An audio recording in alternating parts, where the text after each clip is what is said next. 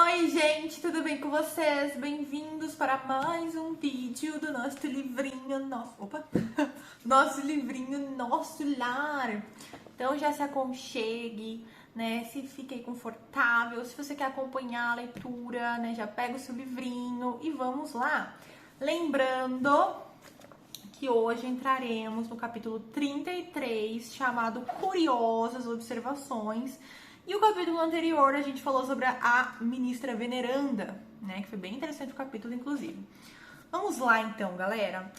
Antes de tudo, já deixa seu like, seu comentário, de onde você está falando, né? Se você está gostando, né? E também não deixe de compartilhar esse vídeo, que é muito importante. Poucos minutos antes da meia-noite, Narcisa permitiu minha ida ao grande portão das câmaras. Os samaritanos deviam estar nas vizinhanças. Era imprescindível observar-lhes a volta para tomar providências. Com que emoção tornei ao caminho cercado de árvores frondosas e acolhedoras. Aqui, troncos que recordavam o carvalho vetusto da terra, além folhas caprichosas lembrando a acácia e o pinheiro. Aquele ar embalsamado figurava-se-me uma bênção. Nas câmaras, apesar das janelas amplas, não experimentava tamanha impressão de bem-estar. Assim caminhava silencioso sobre as frondes carinhosas. Ventos frescos agitavam-nas de manso, envolvendo-me em sensações de repouso. Sentindo-me só, ponderei os acontecimentos que me sobrevieram desde o primeiro encontro com o ministro Clarencio. Onde estaria a paragem de sonho? Na terra ou naquela colônia espiritual? O que teria sucedido a Zélia e os filhinhos? Por que razão me prestavam ali tão grandes esclarecimentos sobre as variadas questões da vida, omitindo, contudo, qualquer notícia pertinente ao meu antigo lar? Minha própria mãe me aconselhara ao silêncio, abstendendo-se de qualquer informação direta. Tudo indicava a necessidade de esquecer os problemas carnais, renovar-me intressecadamente e, no entanto, penetrando os recessos do ser, encontrava a saudade viva dos meus. Desejava ardentemente rever a esposa muito amada, receber um novo beijo dos filhinhos. Por que decisões do destino estávamos agora separados, como se eu fosse um náufrago em praia desconhecida? Simultaneamente, ideias generosas confortavam-me o íntimo. Não era eu o náufrago abandonado. Se minha experiência podia classificar-se como naufrágio, não devia o desastre senão a mim mesmo. Agora que observava em nosso lar vibrações novas de trabalho intenso e construtivo, admirava-me de haver perdido tanto tempo no mundo em frioleiras de toda sorte. Então, galera, vamos lá. Narcisa permitiu, na verdade, a ida ao grande portão das câmaras, né, pro André Luiz. Então, ele foi lá sozinho. Então, ele tava andando pela natureza. Ele até especifica aqui como que eram as árvores, né, o jardim ali que ele tava passando. E enquanto ele está sozinho, ele faz aquelas reflexões, né, tipo, nossa, aqui todo mundo me ensina sobre tantas coisas, mas sobre a minha família ninguém fala, ninguém me conta se a minha ex-mulher, né, a Zélia, tá bem. Ex-mulher não, né, mulher, que era a mulher dele, né, que ele fala que é viúva agora. Se meus filhos estão bem, como será que eles estão? O que será que eles estão fazendo, né? Como ninguém me conta nada e eu aqui, perdido, né, sem saber sobre eles. Só que ao mesmo tempo, olha só como ele já cresceu, como ele já evoluiu. Ele já se confortava ao pensar sobre os aprendizados que ele tinha adquirido sobre a evolução, né? Os poucos aprendizados que a gente acompanhou nesse livro inteiro já confortava ele mais, então ele já não ficava tão triste igual ele ficaria. Então é interessante ver isso. Aí ele continua: em verdade, muito amar a companheira de lutas e, sem dúvida, dispensar aos filhinhos ternuras incessantes, mas examinando desapaixonadamente minha situação de esposo e pai, reconhecia que nada criara de sólido e útil no espírito dos meus familiares. Tarde verificava esse descuido. Quem atravessa um campo sem organizar a sementeira necessária ao pão e sem proteger a fonte que sacia a sede, não pode voltar com a intenção de abastecer-se.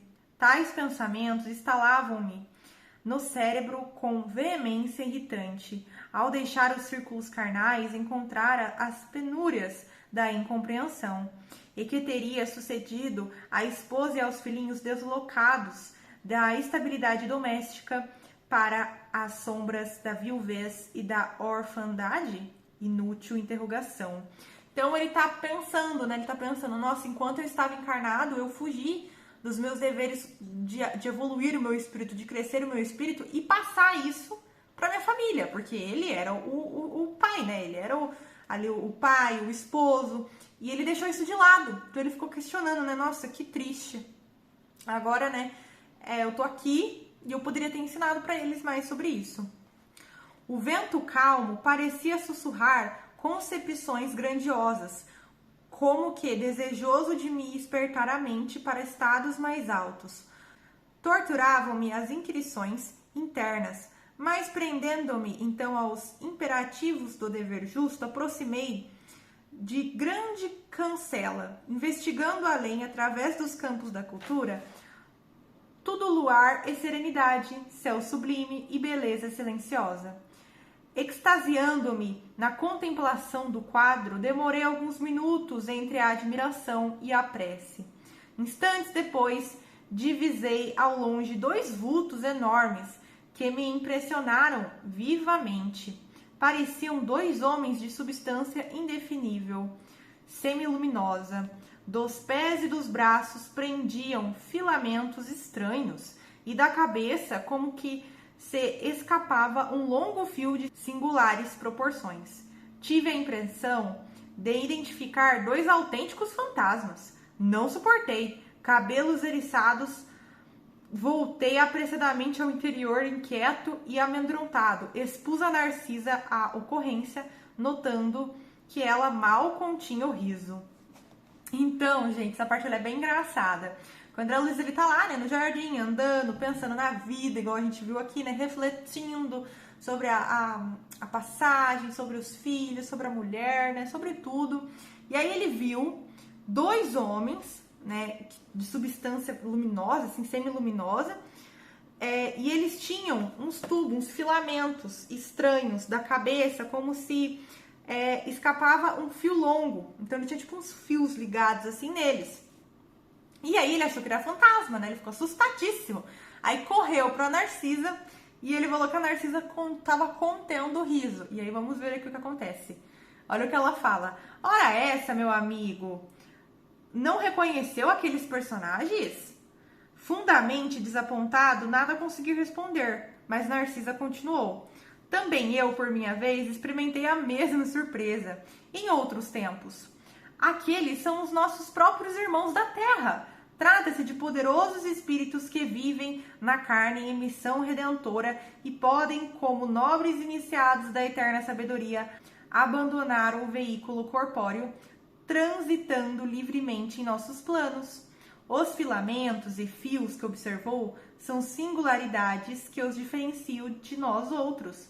Não se arreceie, portanto. Os encarnados que conseguem atingir estas paragens são criaturas extraordinariamente espiritualizadas, apesar de obscuras ou humildes na Terra. Então, gente, nada mais, nada menos que esses homens que o André Luiz viu, que estava com os fios, né, que ele identificou, são espíritos encarnados, que quando dormem, desdobram, né, saem do corpo e podem gozar mais livremente das questões espirituais, não fica preso aqui à carne, à vestimenta corpórea. E aí ela falou aqui que os encarnados conseguem atingir essas paragens, são criaturas extraordinariamente espiritualizadas, né? E eles podem trabalhar, então eles estão lá trabalhando, eles estavam andando, trabalhando, fazendo o que precisava fazer, como muitos de vocês fazem quando dormem. Então ela falou que esses fios, eles servem para separar, né, os encarnados dos desencarnados. Então, olha só que interessante. Você sabia disso? Comenta aqui embaixo se você sabia disso. E, encorajando-me, bondosamente acentuou: vamos até lá, temos 40 minutos depois da meia-noite, os samaritanos não podem tardar. Satisfeito, voltei com ela ao grande portão. Lobrigava-se ainda a enorme distância os dois vultos que se afastavam de nosso lar tranquilamente. A enfermeira contemplou-os, fez um gesto expressivo de reverência e exclamou: estão envolvidos em claridade azul, devem ser 2 mensageiros muito elevados na esfera carnal, em tarefa que não podemos conhecer. Ali estivemos minutos longos parados na contemplação dos campos silenciosos. Em dado momento, porém, a bondosa amiga indicou um ponto escuro no horizonte enluarado e observou: lá vem eles. Identifiquei a caravana que avançava em nossa direção sobre a claridade branda do céu. De repente, ouvi ladrar de cães a grande distância. Que é isso? Interroguei assombrado. Os cães, disse a Narcisa, são auxiliares preciosos nas regiões obscuras do umbral, onde não estacionam somente os homens desencarnados, mas também verdadeiros monstros que não cabe agora descrever. A enfermeira, em voz ativa, chamou os servos distantes, enviando um deles ao interior, transmitindo avisos. Fixei atentamente o grupo estranho que se aproximava devagarinho. 6 grandes carros, formato diligência, precedidos de matilhas de cães alegres e barulhentos, eram tirados por animais que, mesmo de longe, me pareceram iguais aos muares terrestres. Mas a nota mais interessante eram os grandes bandos de aves de corpo volumoso que voaram a curta distância acima dos carros, produzindo ruídos singulares. Dirigi-me incontinente a Narcisa perguntando: onde o aeróbus? Não seria possível utilizá-los no umbral? Bom, gente, vamos lá. Olha só o que a gente já viu. A gente viu qual que é a diferença de um espírito encarnado quando vai para o plano espiritual, quando está em desdobramento, né? Quando dorme e sai do corpo, da diferença de um espírito encarnado e desencarnado, né? Que tem os fios. Agora, eles estão lá esperando, né, os samaritanos para poder chegarem lá, né? Ele tá lá com a Narcisa. Quando ele vê os carros chegando, ele escuta um barulho de cão. Aí ele fala: que é isso? O André Luiz, ele é muito curioso, é muito engraçado. E aí a Narcisa: os cães, ué. E ela pega e fala: olha só que legal, gente. Os cães são auxiliares preciosos nas regiões obscuras do umbral. Então os cães, eles ajudam esses servos, esses espíritos que trabalham, né, lá nas regiões umbralinas, auxiliando, porque ela falou aqui, ó, onde não estacionam somente homens desencarnados, mas também verdadeiros monstros. Então, gente, no umbral não tem só espíritos desencarnados, tem monstros.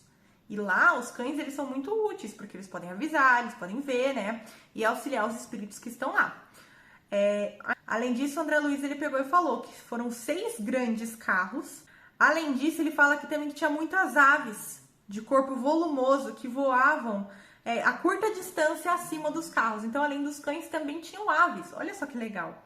E aí o André Luiz, ele faz essa pergunta: mas, né, por que eles não podem ir de aeróbus? Você lembra o que é o aeróbus, galera? A gente estudou isso em capítulos anteriores, que o aeróbus é tipo um metrô lá de nosso lar, só que é um metrô muito, muito melhor, né? É um veículo que é utilizado para levar as pessoas de lugares para lugares lá no nosso lar. Aí o André Luiz perguntou: mas não dá para usar o aeróbus, né? A Narcisa respondeu: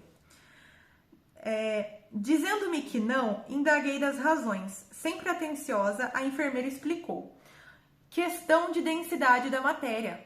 Pode você figurar um exemplo com a água e o ar. O avião que fende a atmosfera do planeta não pode fazer o mesmo na massa aquareia. Poderíamos construir determinadas máquinas como o submarino, mas por espírito de compaixão pelos que sofrem, os núcleos espirituais superiores preferem aplicar aparelhos de transição. Além disso, em muitos casos, não se pode prescindir da colaboração dos animais. Então, olha só, ela falou que não tem como ter o aeróbus lá no umbral andando por conta da densidade da matéria, porque o umbral é muito mais denso. E ela cita aqui o exemplo do avião. Um avião não consegue ser utilizado no mar, né? O avião, ele só é utilizado no ar, então não tem como fazer essa mistura, né? E aí ela pegou ainda falando que eles poderiam sim criar um veículo que se ficaria próximo do aeróbus, mas que daria ali para andar no umbral. Só que por espírito de compaixão, eles preferem, os espíritos superiores decidiram aplicar esses aparelhos de transição mesmo. E aí também ela fala que, além disso, em muitos casos não se pode prescindir da colaboração dos animais. E aí o André Luiz pergunta, como assim? Perguntei surpreso. E aí a Narcisa fala, os cães facilitam o trabalho. Os muares suportam cargas pacientemente e fornecem calor nas zonas onde se faça necessário. E aquelas aves, acrescentou indicando-as no espaço, que denominamos ibis viajores, são excelentes auxiliares dos samaritanos, por devoarem as formas mentais odiosas e perversas, entrando em luta franca com as trevas umbralinas. Vim agora mais próxima à caravana. Narcisa fixou-me com bondosa atenção, rematando. Mas, no momento, o dever não comporta minudências informativas. Poderá colher valiosas lições sobre os animais, não aqui, mas no Ministério do Esclarecimento, onde se localizam os parques de estudo e experimentação. E, distribuindo ordens de serviço aqui e ali, preparavam-se para receber novos doentes do espírito. E aqui, galera, a Narcisa ela finaliza explicando, falando que os cães, eles facilitam o trabalho. Eles suportam pacientemente, fornecem calor nas zonas que são necessários, né? Eles ajudam, eles auxiliam. E as aves que a gente viu aqui, que são chamadas, olha que lindo, gente, são chamadas de ibis viajores. São excelentes auxiliares dos samaritanos, por devorarem as formas mentais. Elas devoram as formas mentais e odiosas e perversas, entrando em luta franca com as trevas umbralinas. Ou seja, elas batalham, elas estão ali para auxiliar. Olha só que lindo! E aí, para finalizar, ela fala que agora não estão com tempo para ficar batendo papinho, né? E que aí os samaritanos já estavam se aproximando, trazendo mais doente do espírito. E aí, galerinha, finalizamos o capítulo 33. Semana que vem estaremos no capítulo 34 falando com os recém-chegados do umbral, porque a gente terminou com os samaritanos trazendo novos espíritos, né? Resgatados do umbral. Então agora vamos ver como será isso. Vamos ver que aventura entraremos com o nosso querido amigo André Luiz. Então já deixa seu like, o seu comentário, tá? Eu espero você até semana que vem e tchau!